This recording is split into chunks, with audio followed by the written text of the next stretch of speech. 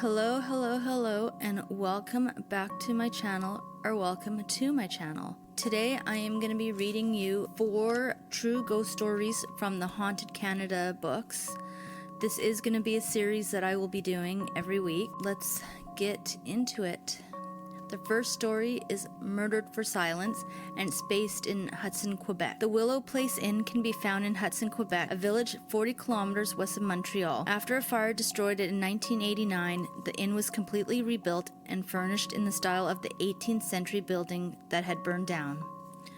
The original structure was built in 1820 as a family home. In 1824, Francois Desjardins bought it and turned the main floor into a general store. But Desjardins was more than a simple shopkeeper. He was also a member of the Patriots, and like the others in his group, he wanted to get rid of the appointed governing council that ignored the wishes of the elected assembly in favor of the rich and powerful. By the early 1830s, talk of rebellion was in the air. By 1837, Desjardins had started stockpiling guns, ammunition in his basement, and was making his store available for secret meetings of the Patriots, who were fed up with the government scandals and corruption. At the time, a young woman, Mary Kirkbride, was working as a maid in the Desjardins home. When she overheard some of the plans the Patriots were making to organize an armed revolt, she felt she had to warn the authorities. Some say she ran away and reported what she'd heard, but others tell a more sinister story. They believe she was killed to keep her quiet, and her body was buried in the basement. Over the years, the second version of events seemed to provide the best explanation for the spooky goings-on. After Desjardins was sent to jail for taking part in the 1837 rebellion of Lower Canada, Quebec, the Brassiere family bought his home and turned it into a boarding house. When they sold it, it became an inn, or auberge. In the 1970s, people in Hudson started talking publicly about the ghostly activities that had been observed in the inn for some time. Were the Willow's owners just spreading rumors to boost business? Not according to some of the staff. They, as well as the owners, saw furniture being pushed around by an invisible force.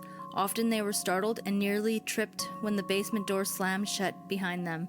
Stones were heaped in front of a door to one of the guest rooms, and from empty rooms and deserted hallways they smelled perfume and heard the haunting sound of a woman singing. Incidents like these don't seem to occur as often since the inn was rebuilt, but in the past, disturbing events usually happen between October 31st and the end of November. Skeptics aren't surprised that the apparent hauntings begin on Halloween. What better night, they ask, for some to claim they have seen, heard, or even smelled a ghost. But the phantom is restless until the end of November. Fighting between patriots and government forces first broke out in the area in November 1837. Were plans for further skirmishes what Mary Kirkbride overheard and tried to report? If so, she would most likely have met her fate around the same time as many patriots met theirs, in the month of November. Next one is The Restless Spirit, and it's based in Aliouk, Nunavut. For many centuries, the Netsilik Inuit, or people of the seal, lived in the area around the peninsula, about 200 kilometers from the Arctic Circle. Their main source of food and clothing was seals. They also hunted caribou and polar bears.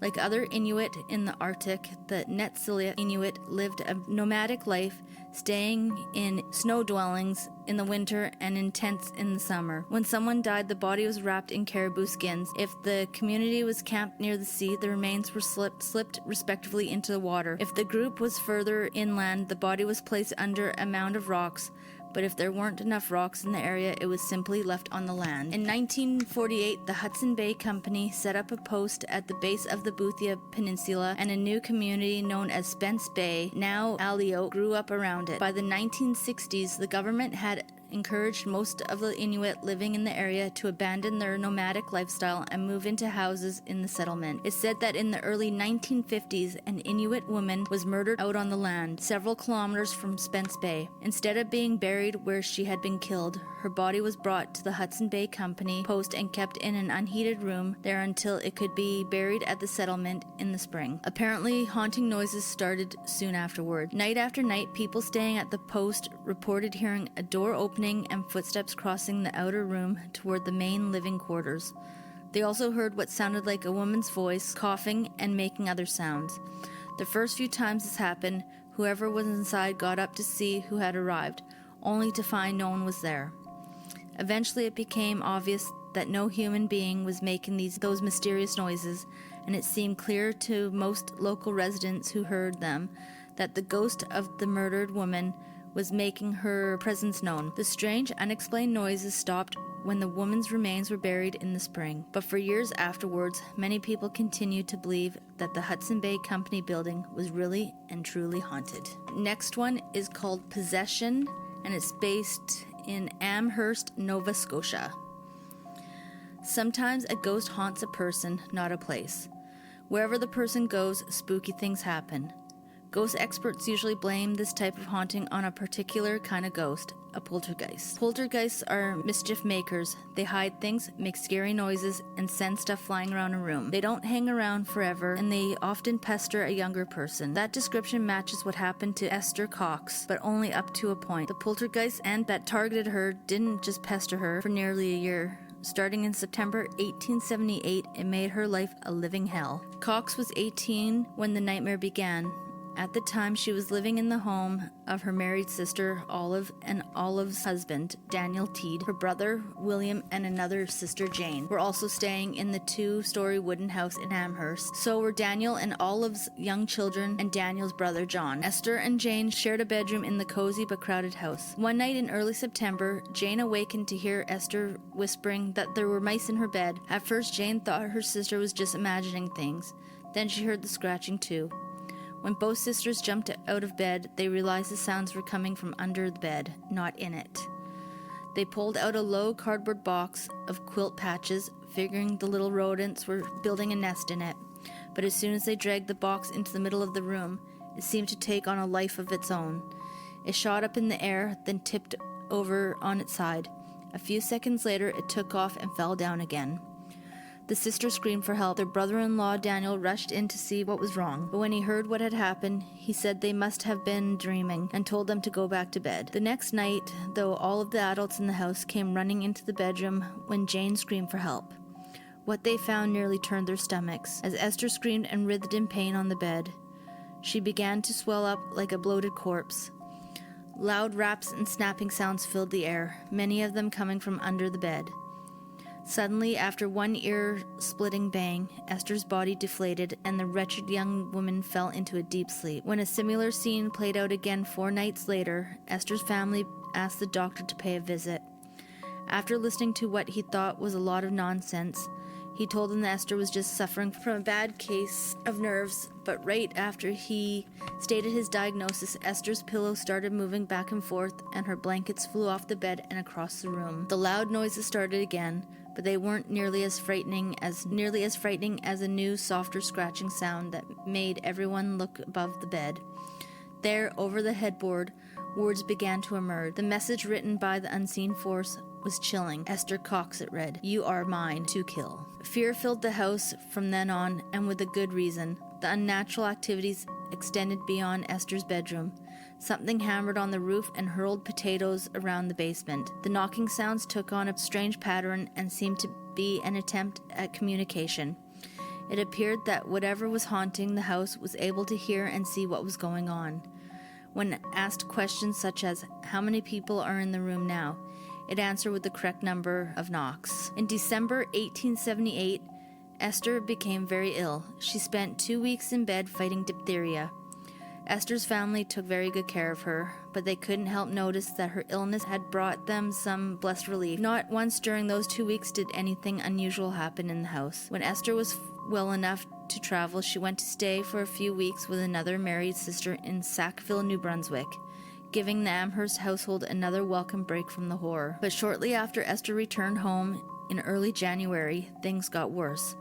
Along with the noises and moving objects, lit matches would appear out of thin air just below the ceiling and, still burning, drop to the floor. The danger of fire became very real, especially when Esther heard a voice telling her that the house was going to burn down. For the sake of her family, Esther had to go. Esther's journey over the next several months was a lonely search for peace. Even going to church didn't bring her comfort. She had to stop attending regular Sunday services because the banging and hammering followed her there, disturbing others and leaving her humiliated. The Whites, a farming couple who needed extra help, took her in. but as much as they appreciated how hard she worked, they couldn't deal with the disappearing tools and flying objects. In March 1879, Captain James Beck played host to Esther in St. John, New Brunswick, hoping to learn more about what was happening to her. He invited a group of people interested in after-death connections to meet with Esther and ask the haunting spirit some questions. They concluded that several ghosts were haunting Esther. Another man, Walter Hubble, reached a similar conclusion. Hubble was an American actor who happened to be touring the Maritimes in 1879. Like so many others who had read the newspaper accounts of Esther's nightmare, Hubble wanted to see for himself what was happening in Amherst. In June, not long after Esther had moved back home, Hubble showed up at the family's house and was shocked by what he witnessed over the next several weeks. Later, he would write a short book, The Haunted House, in which he told of flying umbrella, whizzing carving knife, chairs that broke on their own, and perhaps most disturbing of all, hundreds of pins that jabbed themselves into Esther's tormented body. Hubble also reported spending time with Esther when in a trance-like state. She talked about and even named the many invisible spirits that surrounded her. At one point, Hubble tried to turn Esther's plight into the money-making enterprise. He planned on touring with her, presenting her story as one would play. But after just one appearance before a disappointed audience, he realized that Esther's ghosts wouldn't make themselves known on demand, something he had hoped would draw big crowds. Hubble left town soon afterward, but his money-making efforts weren't entirely in vain. His book about what came to be known as the Great Amherst Mystery turned out to be a bestseller. After Hubble left, Esther managed to get a job working for an Amherst farmer named Arthur Davidson. Like the Whites, the Davidsons were willing to put up with a few flying objects and strange sounds, but not unexplained fires. When Davidson's barn burned down, he blamed Esther. She was charged with arson, found guilty, and sentenced to 4 months in jail. However, local townsfolk felt sorry for her and convinced authorities to release her after just 1 month. Thankfully, by the end of 1879, the spirits that haunted Esther finally left her in peace. Eventually, she married a man from Springdale, Nova Scotia, and had a little boy. When her first husband died, she remarried, moved to Massachusetts, and had another son. She died in November 1912 at the age of 52. Several years later, the cottage where the horror began for her was torn down to make way for new shops in downtown Amherst. But Esther Cox's spirit lives on. The Great Amherst Mystery was written up in books and articles that were published around the world, and her nightmarish experience is still considered one of the most famous ghost stories on record. Next is called Murder Revealed, and it's based out of Toronto, Ontario. Russian stonemason Ivan Rezanov was pleased with his new job in Canada. Like several other foreign stonemasons, he had been encouraged to come to Toronto where his skills were in great demand. In 1858, he was working on the new University College building at the University of Toronto. The money was good, his savings were growing, and he was in love. In fact, his girlfriend Susie had just accepted his marriage proposal. One day, Rezanov was carving the finishing touches on a large stone head, or gargoyle, that would peer down on passerby when it was done. Several other stonemasons worked alongside him on the detailed carvings that would decorate the upper levels of the building's exterior. During a break, one of the men leaned over and asked Ivan if he recognized a gargoyle that another stonemason, a Greek named Paul Dibolius, was chiseling nearby. At first glance, Ivan didn't notice anything familiar about the head.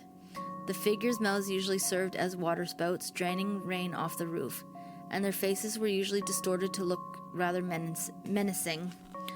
But when the man who had spoken to him pointed out that Diabolos was making the gargoyles look like Ivan, the young Russian saw what he meant.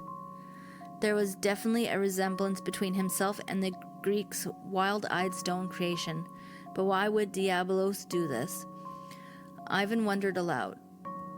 His co-worker replied the Greek was mocking him because he hadn't realized that his fiancée Susie was seeing Diabolos despite her engagement to Rezanov. Though Rezanov was filled with rage, he said nothing instead. He spent the rest of the day gouging out new features on his gargoyle to transform it into a hideous sculpture of Diabolos. And that night, armed with an axe, Ivan hid in the bushes near the arched walkway of the university where his informant had said the couple usually met. Right after dark, he saw them, Susie and Diabolos, walking hand in hand along the path to the arch. He He watched in silence as they sat on the bench and talked, heads close together as if sharing secrets. But then they embraced and kissed passionately. He lost control. Rezanov burst from the bushes and raced toward them, swinging the axe.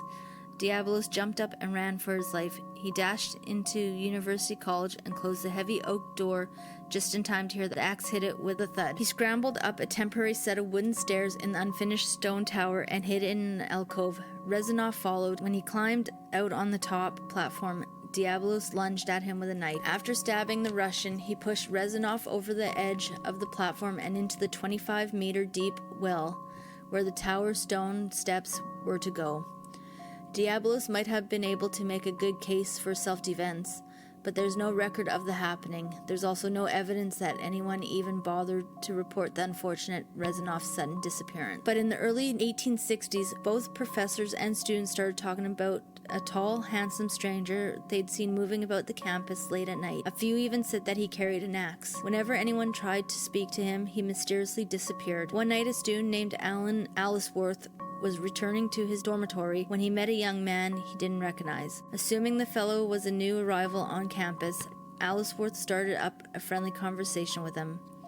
After a few minutes, he invited the stranger back to his room for a drink. After downing a couple of shots of whiskey, the stranger stunned Alicewort by telling him something unbelievable.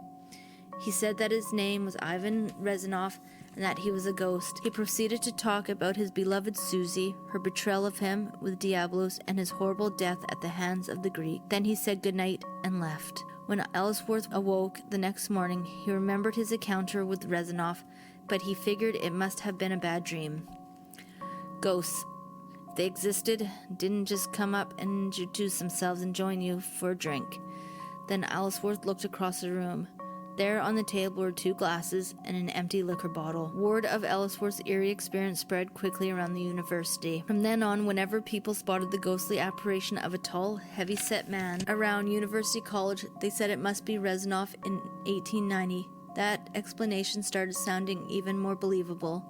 When the skeletal remains of a large unidentified male were dug up during construction near the base of the college tower, and when old records turned up showing that 2 stonemasons named Rezanov and Diabolos had indeed worked at the college, more people became convinced that Aliceworth's tale must have been true. Anyone who still doubted Aliceworth's credibility as a witness may have had second thoughts when he became a member of Parliament and was later knighted. Then there's the gouge in the old oak door, said to be made by Rezanov's axe. It's still there for all to see, and off to one side, glaring down from above, are 2 expertly carved stone gargoyles. Thank you for listening. If you like this type of content, please consider subscribing and liking my channel, and I will see you on the next one.